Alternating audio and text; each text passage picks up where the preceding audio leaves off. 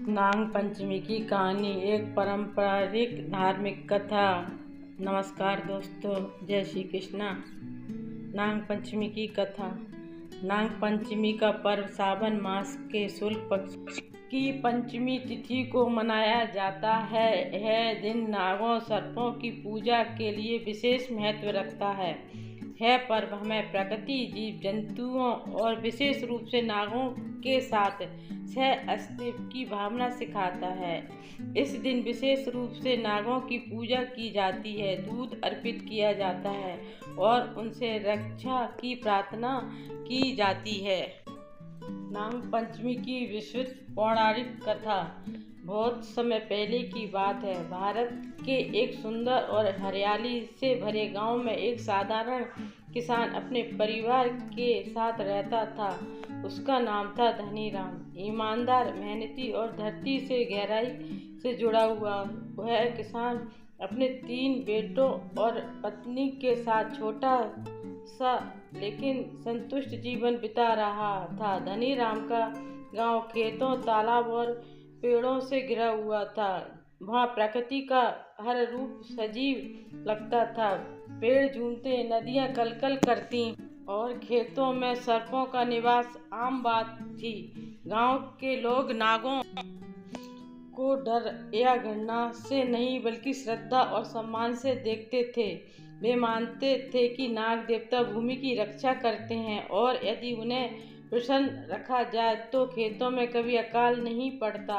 एक बार सावन का महीना आया। आसमान में बादल घिरने लगे, धरती भीगने लगी और खेतों फिर से जीवंत होने लगे। धनीराम अपने सबसे छोटे बेटे गोविंद को लेकर खेत में हल जोतने गया। खेत की मिट्टी नरम थी और काम करना आसान था। गोविंद हल चला रहा था और धनीराम बीज बिखेर रहा था। अचानक गोविंद का हल एक बिल पर चला गया। वह नहीं जान पाया कि वहाँ नाग का घर था। हल के फाल से एक नाग का बच्चा कट गया और वहीं तड़पकर मर गया। जब सांझ ढली और धरती पर अंधेरा पसरने लगा, तभी उस नाग के घर में रहने वाली नागिन बाहर निकली। उसने अपने मृत बच्चे को देखा। उसकी आंखों में विष की बूंदें गिरने लगीं। उसका क्रोध सीमाहीन था। वह बिलख रही और बोली, जिसने मेरे मासूम बच्चे की हत्या की है उसे उसका दंड मिलेगा। मैंने मनुष्यों से कभी द्वेष नहीं किया, फिर भी आज मेरे संतान को मारा गया। नागिन ने उस रात प्रतिशोध की शपथ ली। रात के अंधेरे में वह नागिन किसान के घर पहुंची। उसने सबसे पहले छोटे बेटे गोविंद को डसा, फिर बाकी 2 भाइयों को भी। तीनों की सांसें थम गईं। घर में कोहराम मच गया। सुबह जब धनीराम और उसकी पत्नी जागे और अपने बेटों को मृत पाया तो मानो उनकी दुनिया उजड़ गई। पत्नी फूट फूट कर रो पड़ी और बोली, हे भगवान, एक कैसा अन्याय! हमने किसका क्या बिगाड़ा? उसी समय नागिन फिर प्रकट हुई। धनीराम और उसकी पत्नी ने उसके सामने हाथ जोड़ दिए। किसान की पत्नी भूमि पर बैठकर बिलखते हुए बोली, हे नागिन माता, हमने जानबूझकर तुम्हारे पुत्र को नहीं मारा। वह एक भूल थी।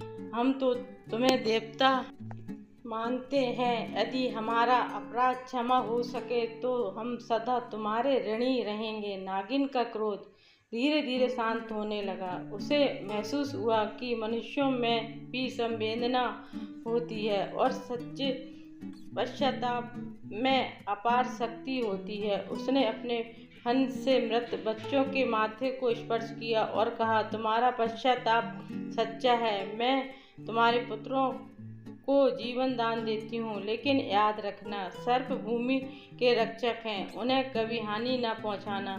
कुछ क्षणों में चमत्कार हुआ। तीनों पुत्र आँख खोलकर उठ बैठे। धनीराम और उसकी पत्नी की आँखों से अश्रुधारा बहने लगी, लेकिन इस बार वे खुशी के आंसू थे। नाग पंचमी का जन्म उस दिन श्रावण मास की शुक्ल पंचमी तिथि थी। तभी से उस दिन को नाग पंचमी के रूप में मनाया जाने लगा। लोगों ने नागों की पूजा करनी शुरू की। उन्हें दूध, चावल और फूल अर्पण किए और उनकी कृपा से वर्षा, फसल और जीवन की समृद्धि की प्रार्थना की।